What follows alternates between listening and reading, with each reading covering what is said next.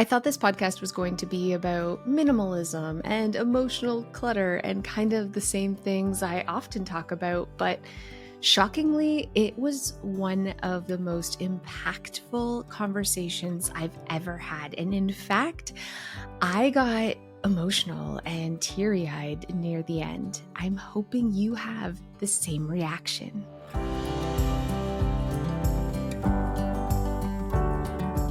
Hey Clutterbugs, welcome back to the Clutterbug podcast. Today I am interviewing TK Coleman. He is a speaker, a teacher, and one of the co-hosts of The Minimalists. He's also an author of his brand new ebook and audiobook called Emotional Clutter. Buckle up because he is probably one of the wisest human beings I've ever spoke with, and I am so excited for you to get to know him. So welcome, TK, to the Clutterbug podcast. I am so excited to have you here. Me too. I love the work that you're doing. I love the way you engage this space. So I've been looking forward to this conversation. I'm really looking forward to you. I interviewed Joshua maybe last week or the week before. So I've been watching the Minimalist podcast and I just love your take on everything. So thrilled to have you here. We talk a lot about decluttering physical stuff. And the thing that's so amazing about the Minimalist podcast is you go a step further, not just minimalism with the physical objects, but just like life, simplifying your entire life. And I downloaded your ebook, Emotional Clutter, and I love to talk about that. All right. Yeah. This is something that I rarely talk about. So I'm curious, like, how do you define emotional clutter? I define emotional clutter as the thoughts, judgments, and practices that get in the way of establishing a healthy relationship to the entirety of the emotional spectrum. And that is in contrast to treating emotions themselves as a kind of clutter, which I think is the easy thing to do. If I feel sad, if I feel jealous, if I feel angry, I immediately invoke some kind of judgment about what that says about my worthiness, my value, my integrity. And if I were a more enlightened person, if I were a more mature person, if I were a better human being, I simply wouldn't feel the way that I feel now. And that becomes the first instance of emotional clutter. Whereas emotional freedom, emotional declutter, emotional simplicity is when we can simply be present to those feelings and say, hey, something's coming up for me now. And it may not be a pleasant feeling. It may not be the feeling I expect it to have, but I can be present with this in the absence of self-condemnation, similar to the old Buddhist phrase, I can observe with a spirit of non-judgmental compassion. That's good. I'm not there yet, TK. Listen, I am an emotional roller coaster. And here's the thing I'm noticing in my life, okay? My emotions are driving the bus and I'm not sure where they're going and I'm not even aware of them most of the time. So this is the thing. I think when you're looking at minimalism, it's about simplifying so that you can really focus on what matters. And I need help with the emotional clutter aspect because I'm not even like I'm angry. I don't even know why. Am I even really angry or am I scared or am I tired? Maybe I'm hungry. Like I have no real emotional intelligence there. I said it. So I'm struggling with this. I'm doing really good. I'm not a minimalist, but I'm really good at decluttering physical items. But I definitely want to delve deeper into this emotional. And I know my listeners need this too. Because we're being run and chapter 3 of your book, unpacking the positivity and pessimism, that one hit me like a punch in the gut because I was a negative person for a very long time and I was stuck in this negativity loop. So to combat that, what did I do? I became toxically positive. I faked my way. I'm like, it's okay. Right before you joined this call, you spilled coffee all over your computer, and you were like having all these disasters. And I'm thinking, there's got to be a silver lining here. Like this is my brain. I'm right into like, you know. And this chapter was basically like, that's not good either. Yeah. Yeah. The Yeah. toxic positivity. Do you want to talk more about that? You break it down like forcing yourself to smile, forcing yourself to speak triumphantly. Are you really talking about this kind of like manifesting culture that's going on in there? Like you fake it till Hmm. you make the happiness. Is this what you're kind of getting at? Which I see a lot. I'll say yes and no. So here's what I'll say about that. You know, if emotional clutter is anything that gets in the way of a healthy relationship to the spectrum of feeling, then that can take a so-called positive form as well as a so-called negative form. There are lots of ways that we can get in our own way. Some of those ways look very noble and socially acceptable, and some of those ways look very embarrassing or shameful, and they will, receive a lot of finger wagging from society in return. But when you look at the space of addiction, for example, in the world of addiction, you have some addictions that look so bad that the people in your life will call you out on. But some of the more dangerous forms of addiction are the ones that are so socially acceptable that no one will even recognize it as an addiction because maybe we're all doing it, or maybe because you look good or succeed when you do it. And it's the same way with the emotional clutter. Sometimes because positive thinking sounds more noble and maybe it feels more inspiring to hear someone talk that way, we overlook it as a candidate for something that can create or be a source of emotional clutter in our lives. But if the goal is radical self honesty, then it doesn't really matter if what's getting in the way of that is positive or negative. What matters is that it's getting in the way. And so if I'm grieving a loss, for instance, and I say, ever since that friend stopped talking to me, or ever since I got laid off from that job, or ever since that person told me that they didn't want to be with me, or ever since that loved one died, I just haven't been the same. And if I immediately superimpose a philosophy of, "Well, you know what? I'm just gonna fake it till I make it. I feel great. I'm doing great. That doesn't even really matter. I'm just gonna go do my job and slap on a smile." Well, the people who don't know what's going on internally, they may say, "Wow, that TK guy is really inspiring. It feels good to be around him." And maybe that will result in social feedback that further reinforces I'm doing the right thing. But the healthy thing is to slow down and say, "Hey, well, wait a minute. I'm not under any moral obligation to get over my grief in 30 seconds or 30 minutes, and in some cases, 30 days. The question is, what is the best way for me to be present with myself and the life that I have while also preserving the humanity of being someone who is grieved?" And it is in that radical self honesty that I am free, even if in that freedom, I'm not feeling emotions that express themselves in outward exuberance. When you talk about manifestation culture, I think there is something wonderful about saying, I'm going to focus on what I do want more than what I don't want. I'm going to focus not Mhm. only on what's irritating me, but also on the results I want to create. That's a very powerful way to think and a very powerful way to live. But what's also important, this is true not only of positive thinking, but it's true of minimalism itself.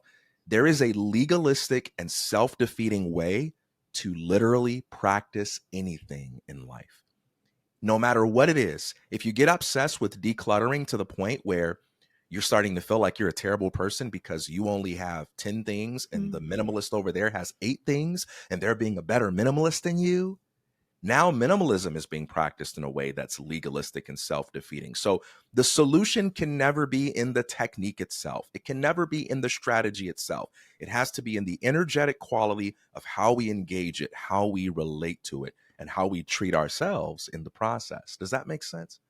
Yeah, and that's so good. It really is. I find just from my own personal, the emotional side is a lot harder, like the psychological Yeah. side than the physical. So I knew my house was messy because I had evidence that it was a disaster. I could see it with my eyes. I was tripping over things. And as I started getting rid of things, it was like, okay, well, things have to just, I have to physically remove things from my home. This is I'm not saying it's easy like it's emotionally easy. It's easy as like it's really obvious things have to go and I'm putting things in bags and then I'm noticing, wow, my life's getting easier as Yeah. I'm letting things go. The other side, now that I've decluttered, the emotional side is I don't find self-awareness easy. It's Mm, not obvious like piles of clutter to me. So I'm having a really hard time like identifying emotions and identifying yeah. toxic traits I have. Or I know that obviously I'm not perfect. My family tells me so. But I am having a really hard time with that self awareness Mm. of realizing where I need to focus my energy or where I need to emotionally declutter in my life. Now, does this make sense? And do you have suggestions? It's probably going to be meditate, isn't it? It's probably going to be quiet and meditate. Dang it. Well, it's funny because we do live in a culture that has somewhat conditioned us to focus so much on embrace the suck that we kind of feel like we shouldn't be taken seriously if we're not willing to do hard things. I mean, isn't that the definition of adulthood for many of us? The willingness to show up and do something difficult, no matter how hard it is. And while there is certainly some merit to that, that idea has lasted for a good reason. It is also true that sometimes the experience of difficulty is a clue that there might be an easier way to get started. And one of the most important lessons I've learned in life is to not despise that which feels easy, because sometimes it's the easy that gets us into the position where we can do things that other people look at and say, wow, you're a superhero. That's so incredibly difficult. And you're thinking to yourself, oh, you should have saw me 2 to 3 years ago, when before I could even write or do that thing, I had to go read the book that was written for fifth graders about it, because that's where my starting point was, right? And so, but sometimes because we don't want to embrace that easy starting point, we never get to the point where we can embrace the difficulty. And so it's just like with, let's take working out or eating healthy. There are so many people, not according to my judgment, but if you ask them, if you just took a random survey and said, hey, do you exercise as much as you want to exercise? Do you eat in the way that you want to eat? I think a large number of people would say, I think I could be eating a little healthier. I think I could be exercising a little more. But when it's time to execute those plans, we often all do the same things. We spend money on exercise equipment that we don't really want to use.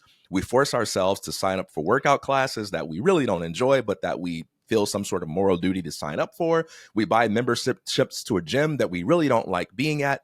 And all the while, there is this invitation from ease saying, hey, is there a way to just maybe get outside a little bit more that you enjoy? Well, I can't do that. God forbid that something so responsible and healthy should be pursued in a way that prioritizes what feels enjoyable to me. But maybe the reason you hate working out is because you've equated working out with doing all of these noble exercises that all of the physically fit people do, and you refuse to take yourself seriously if you do something other than that. But maybe in this world of thousands of exercises, there are one or two that don't feel like exercise to you, but they're objectively good for your body and mind. And maybe that can be the starting point that allows you to build momentum in your life. Maybe meditation is so hard because you're trying to sit in the lotus position and your body's like, I don't like this. And you're forcing your body to like it. And you're telling your body, no, there is one right way to meditate. And if you don't go lotus, you're not to be taken seriously. And Oh my maybe gosh. there are millions of ways to approach meditation that could actually be fun. And this comes back again to that same thing where what's blocking the solutions, or what's blocking our access to the solutions, are these judgments we are making about ourselves that if I were sufficiently mature, if I were sufficiently good, it would never feel complicated for me. I would just do all the things I say that I want to do. And that makes it very difficult to learn the things we need to know about ourselves to make it more feasible for us. Oh my gosh, this is so true. Stop it right now. Listen, all the things in my life I want to do. I Yeah. overcomplicate because I see people doing it well. And I think it's Yeah. like, and I say, don't have this all or nothing mentality. And yet here I am having this all or nothing mentality. And I Yeah. light candles and I sit cross legged and I try to like chant or whatever. And I'm like, what am I? This is ridiculous. And I hate this. And this isn't me. And I'm never going to be this person. And I just have this really negative mindset about it. I do. I have this preconceived notion of what this is supposed to look like, whether that's working out or eating healthy or meditating or all the other big girl grown up things I'm supposed to be doing that I'm epically Yeah. failing at. Yeah, and that's so true for so many of us. I remember years ago, I discovered a wonderful book by Gene Houston called The Possible Human, and most of the exercises are meditative in an unconventional way. There's a laughing exercise, there's a music meditation exercise. Every single chapter is a different kind of meditative exercise that's unlike a lot of what we call the conventional methods. Or there was a book by Anthony DeMello called Sadhana, and in the first chapter he says, my number one premise is that prayer and meditation should be fun. Whenever I go into any spiritual religious circle and say this, everyone immediately feels scandalized because somewhere along the way, even though no one would admit to having taught it to them, we've all inherited the idea that it should be boring. And if it's not boring, we clearly aren't doing it right. By the way, this is another variation of something that comes up a lot that Josh and I see with not just physical stuff, but with engaging in the creative practices that our heart yearns for. So, one example of this is you take writing. There's so many people who want to write and they know they want to write because viscerally they can sense it. And they've managed to convince themselves that they really don't want to write. Why? Because they have a story that says, if I really wanted to write, it would never be difficult for me and I would have already Mm. done it. Therefore, since it's difficult for me and I haven't already done it, I must, by logic, not be someone who really wants to write. Therefore, whatever my heart's telling me, that can be damned. My logic is telling me that if I were a serious writer, I would have already found a way to do it. Maybe, but how about this? How about you really love what you say you love? How about you're not deceiving yourself when you say you're attracted to something, or that something tastes good to you, or that something feels good to you, or that something is enjoyable to you? How about you're not lying to yourself? How about you really mean it when you say those things? And how about you just haven't found a way that works for you? How about you just haven't Mm. found a way to make it easy? How about you just haven't met the kind of person who can support you or explain it to you in a way that's right for you? What if greatness were less about being great in a way that conforms to all the people who've come before us? But the secret of greatness in any area of life that all the people who've come before us have discovered is it's about finding a way that resonates with the rhythm of your true self, finding a way that can be integrated into the particularities and the peculiarities of your individual life, because your life isn't like anyone else's. And it shouldn't be that much of a surprise is if you try to use someone else's life as a script, there are some parts of it that just don't quite work for you. That's not evidence that you're a screw up or that you're hopeless. That's evidence that you have a unique story, and some aspects of it have to be figured out for you. I hope you listening at home felt that, Mm, because whether it's you saying, I really want to have a clean and tidy and organized home, but I just obviously I'm not good at it. It's never going to happen for me. Look at my house is a mess. Or I wish I was healthy and could work out, but obviously I'm not the person. I'm not that person because look at me and I yeah. haven't done it up until now. So obviously I feel that at my core. And I know I was a slob. I mean, there is not one aspect of my life that I had together. Let me tell you that. I was a disaster in every way. And the things that I've found, and even success feels weird saying because Yeah. what? You'll be an imposter forever. That's how I feel. But things that I've got sorted to a good enough degree, I really did just cheat my way there. And even me saying cheat, look at me saying I didn't do it the right way because I did it the easy way. What felt easy Mm, for me. And I do in my brain still feel lazy and like I cheated and it didn't really count. Whether it was my weight loss, whether it was getting my house organized under control, everything. Listen, TK, everything that I've found success in, it doesn't even feel real because the only way I was able to make that happen was doing it shitty. yeah. Isn't that great? I tell my students this all the time, that everything that you want to become requires you to be willing to look and sound like you're the opposite on the way to becoming there. So let's imagine that I want to become physically fit, and I walk into the gym and I see all of these really good looking guys who are just like really built, and they're lifting weights. And I know that for me, my first time, I'm going to have to take all the weights off that pole, and I'm going to have to lift up that empty bar. And so I walk out of the gym and I say, well, these guys, they have all those weights on that bar and they're really strong. And, if I pick up that empty bar, I'm going to look weak compared to those guys. Yeah, I don't think I'm going to do this because I don't want to look weak.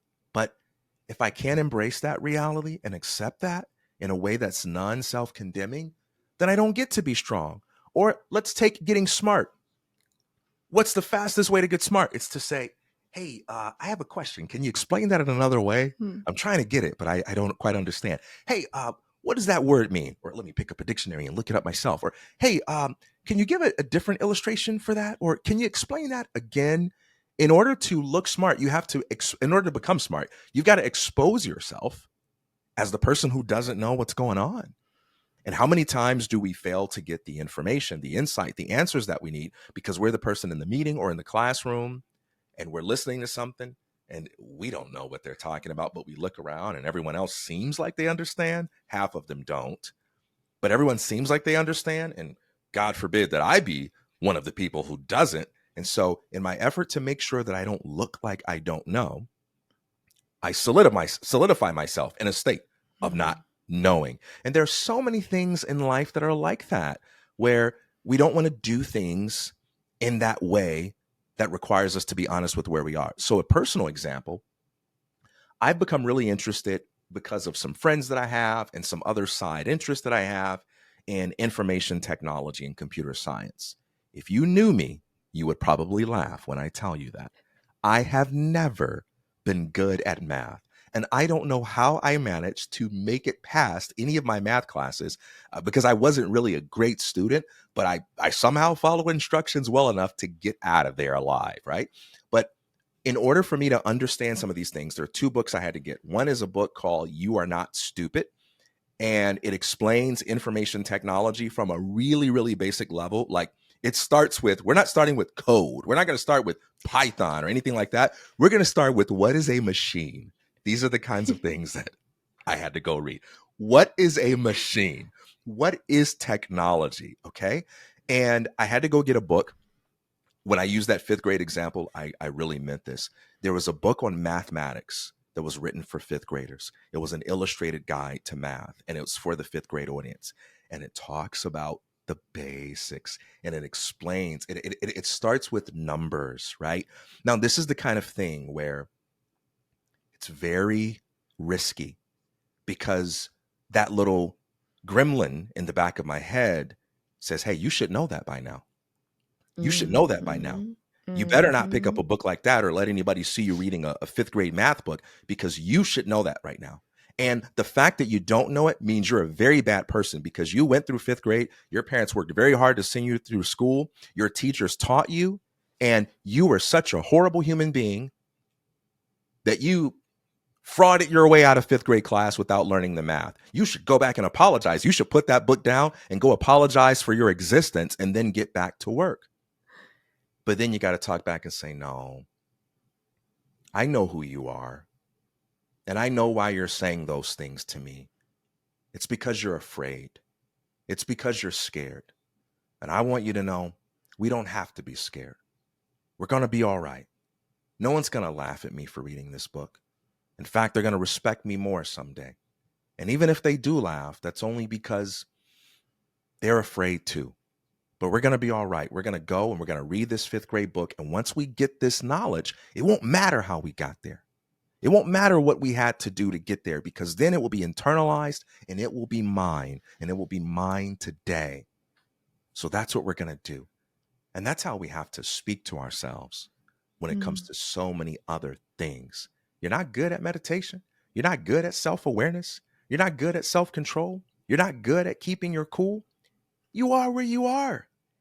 And you will never cross the finish line or make any progress towards the finish line if you're spending all of your time resenting the fact that you have to have a starting point.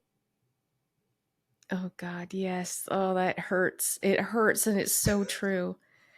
It hurts a little bit. I mean, it is the fear of failure. And it also has this, I have Mm, this mindset. I try to toxic positivity out of me, but yeah, I've always been the person who's like, it's probably not going to work out. So prepare yourself for failure so you're less disappointed.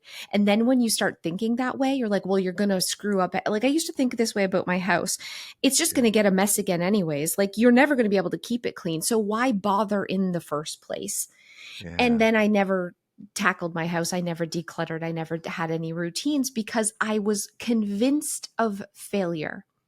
And I knew it would hurt so bad to try and fail. It hurts less to just embrace the failure rate and never try.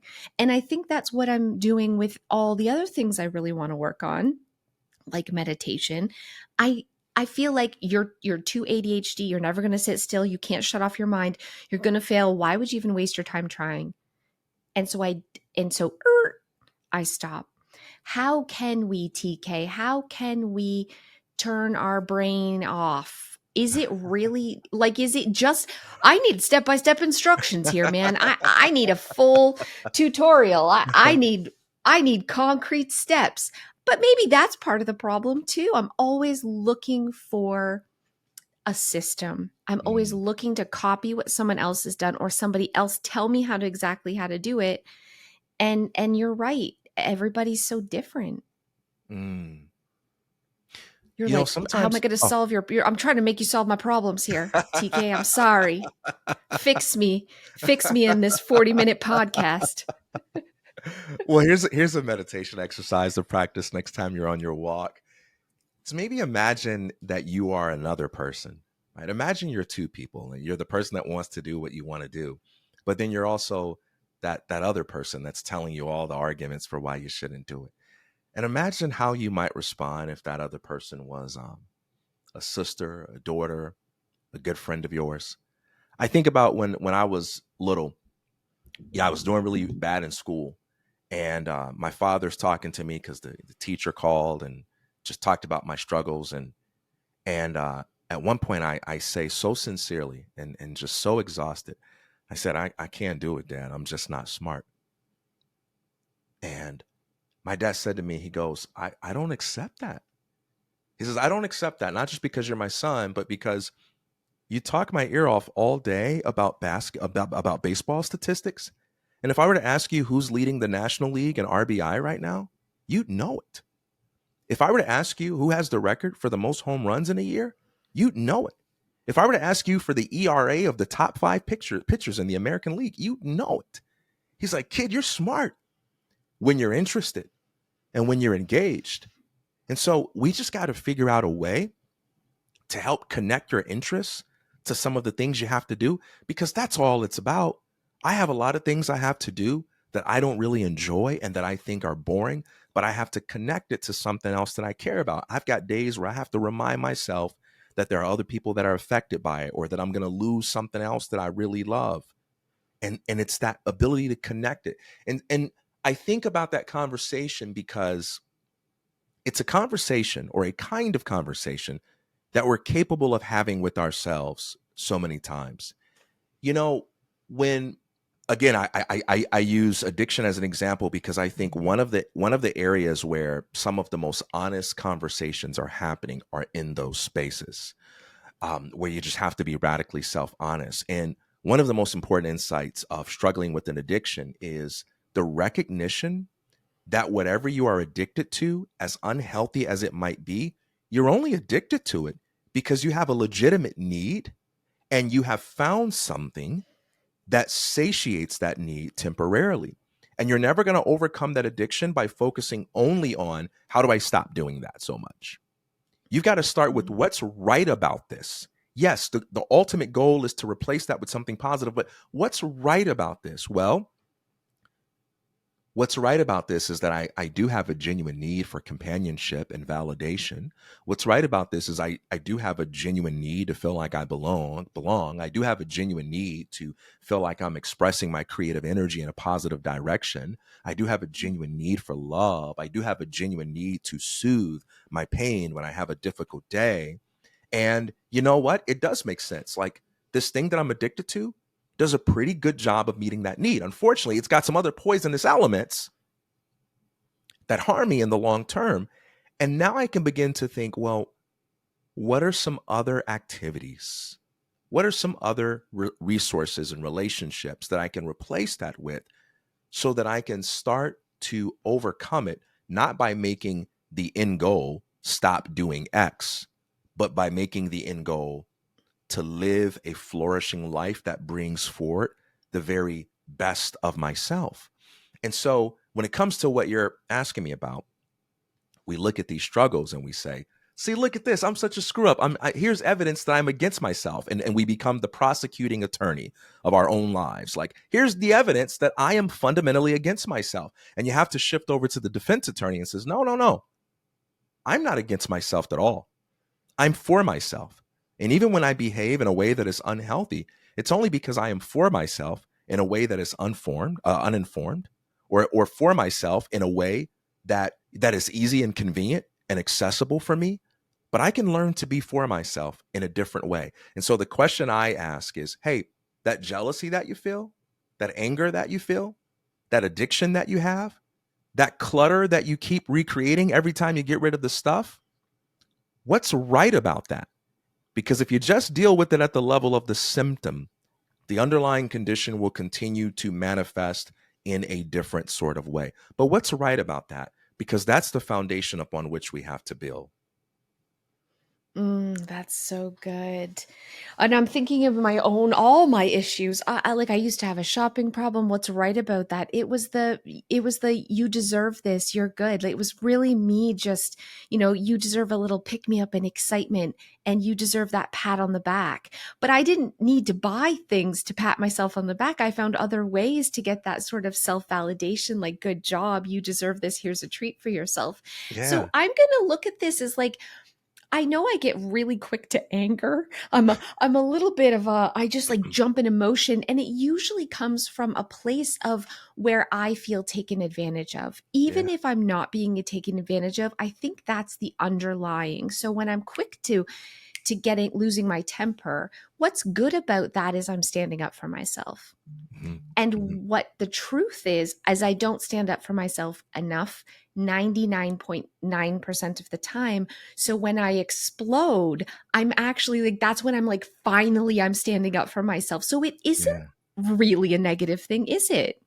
That's exactly right. So anger is typically a a manifestation of something about your vision for how the world should work that's being violated or dishonored. And so when you're mad about something, it's usually because you have a positive value, and that positive value is being contradicted, and you're experiencing that sense of powerlessness to do something about it as anger. And it happens so quickly that we often don't even know what the positive value is. And what we do is we say, oh boy, I shouldn't be so angry. A much more respectable and noble version of myself would be to not be angry. And then so we try techniques to make ourselves react more nicely, when what's really valuable is to make that anger your teacher. One of the things I say in the book is that when you resent your feelings, you resist the wisdom that they provide.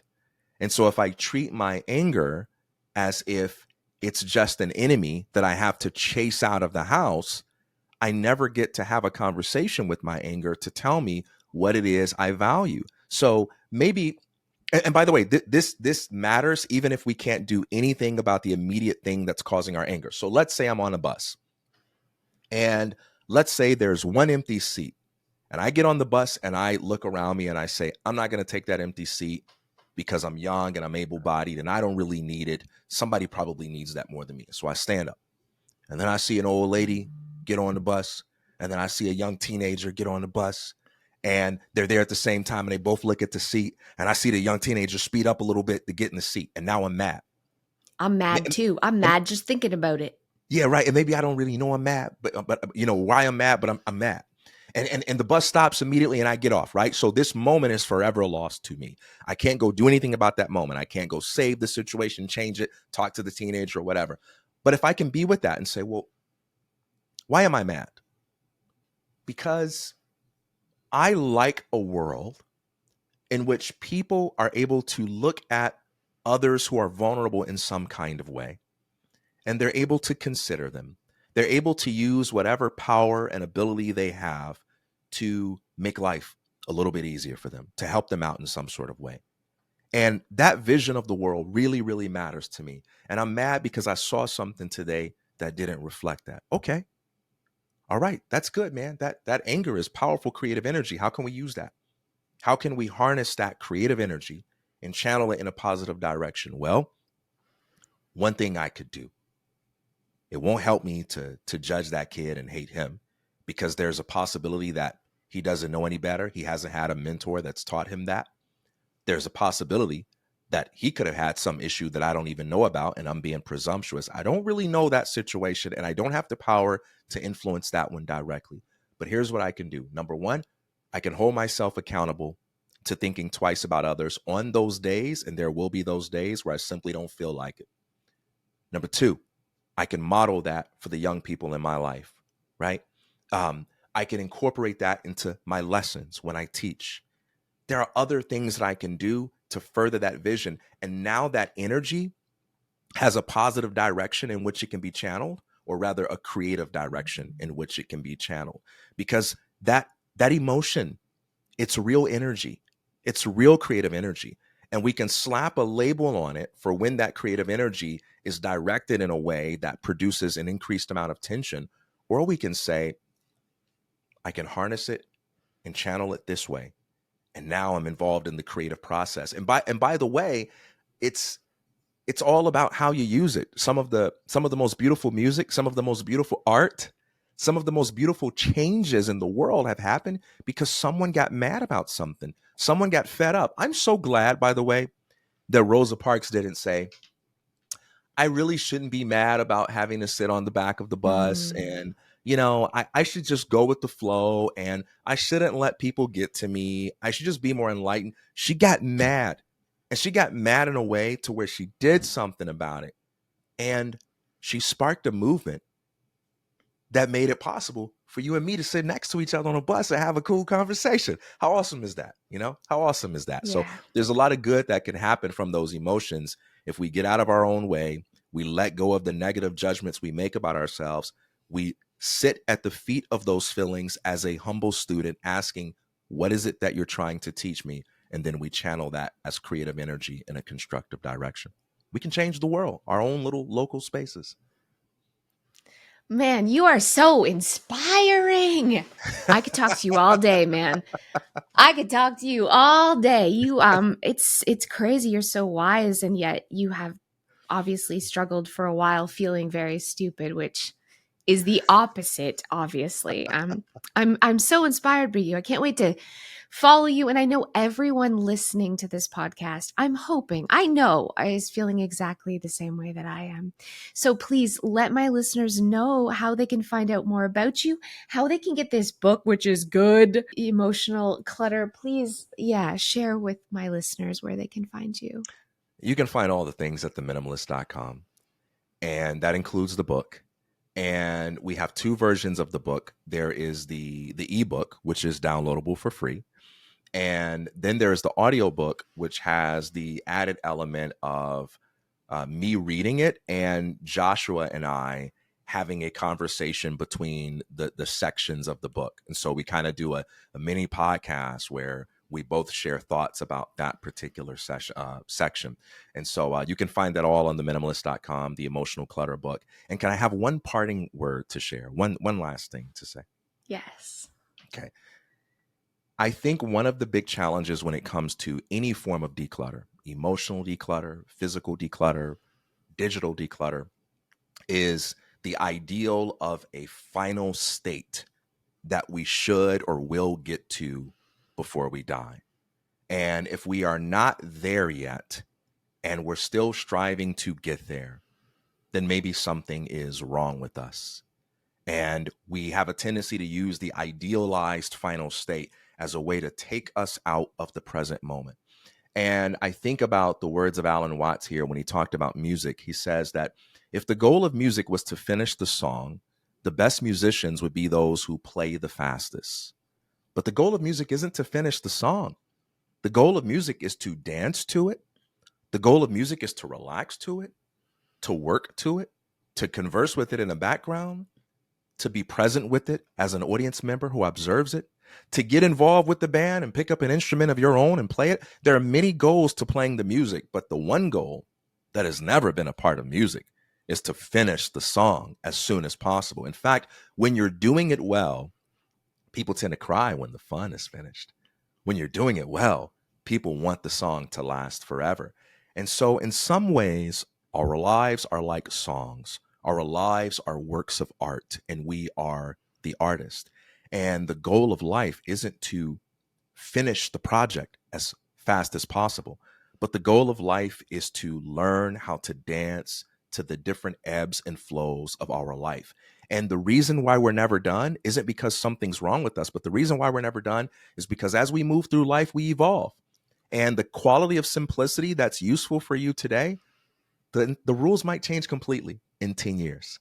I look back on my life 10 years ago, the things that I needed then, I don't need a lot of those things anymore. But there are a lot of things I could live without then, I now need to have because my needs have changed. And so we're never done. We're never done. We're just here and we're being present and we're showing up as our full selves to the best that we can. And when we can't do that, and when we're showing up as our worst selves, we can be present to that too. Oh God, you're so good. Stop it. I could just talk to you all day. This was absolutely amazing. I'm feeling motivated to do things badly. If I I if I if I mean, write a motivational book, can you please quote that? Can you write that on the back as your endorsement? I feel reading this guy makes me feel motivated to do things badly. yeah, because it's the doing things badly that gets it done, that moves us forward, and before we know it, we're doing things well. And we've Well taken all said. the pressure off ourselves, and we've just made it not about the finish line, but about the fact that we're learning and growing and doing cool things that make us proud. So That's right. I'm so inspired. I'm so motivated. Thank you so much for being on the Clutterbug podcast. And thank you everyone at home listening. And I'll see you guys next time.